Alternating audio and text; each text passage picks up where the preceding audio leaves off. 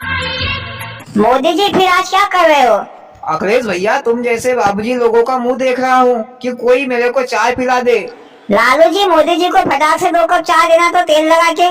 लालू जी, तेल लगा के मत देना, नहीं तो हाथ में से खिसक जाएगी। तुम तो बिना कुछ लगाए लुगाए ही दे दो।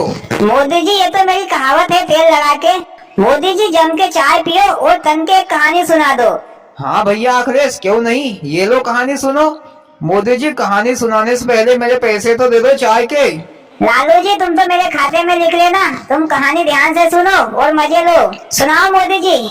हाँ तो भैया हो, एक पुराने समय की बात है। मोदी जी, तुम हमेशा पुराने समय की ही कहानी सुनाते हो।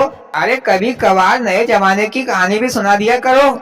योगी जी, मैं कोई अंतर्यामी नहीं हूँ जो भविष्य की कहानी सुना दूँ। योगी जी, कहानी के बीच में अपनी छोटी सी टांग क्यों अड़ा रहे हो? फोकट में टूट टाड़ी आएगी। हाँ मोदी जी, तुम तो सुनाओ कहानी।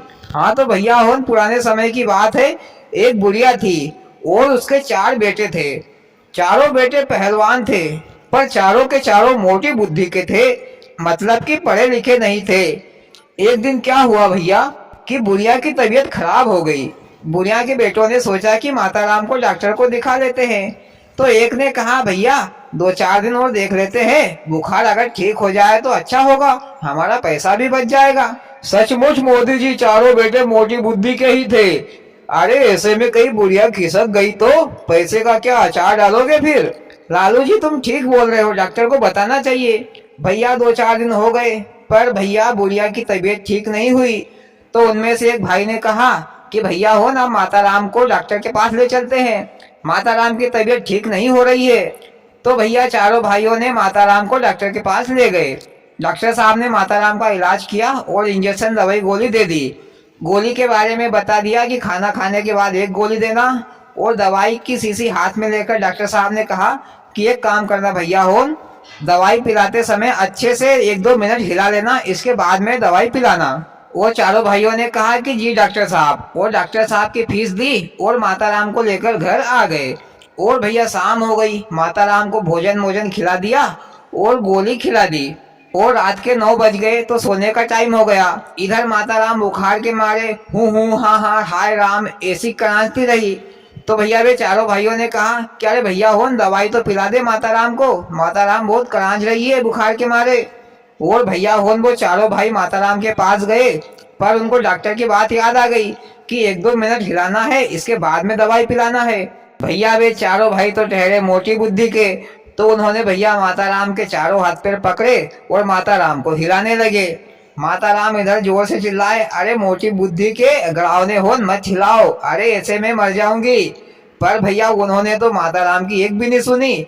माता राम जैसे जोर जोर से गाली दे, भैया होन भी उतनी ही जोर जोर से माता राम को स्पीड के साथ हिलाए, और 1 मिनट के बाद भैया माता राम चुप हो गई। मोदी जी, माता राम तो चल गई होगी ऊपर। अरे आगे तो सुनो। फिर उन्होंने भैया माता राम को खटिया पर सुला दिया और दवाई उसके मुंह में डाल दी, और सब जाकर अपने अपने कमरे में सो गए। सुबह हुई, उन्होंने भैया चाय पानी बनाई, सबने भैया चाय पानी पी ली, और एक ने कहा, अरे भैया माता राम को भी तो चाय पानी पिला दो। तो भैया वो चारों भाई माता राम के पास गए, तो माता राम तो भैया चुपचाप लेटी हुई थी। एक ने कहा कि माँ उठो, चाय पी लो, पर भैया माता राम कुछ भी नहीं बोली। फिर भैया उन्होंने माता राम को हिलाया डुलाया, तो माता राम हिले डुले भी नहीं, बात भी नहीं करे। तो भैया वो चारों भाई समझ गए कि माता राम तो निकल ली रात में ही। फिर उन चारों में से एक को बात याद आई कि भैया डॉक्टर साहब ने शीशी को हिलाने की बोला था, माता राम को नहीं।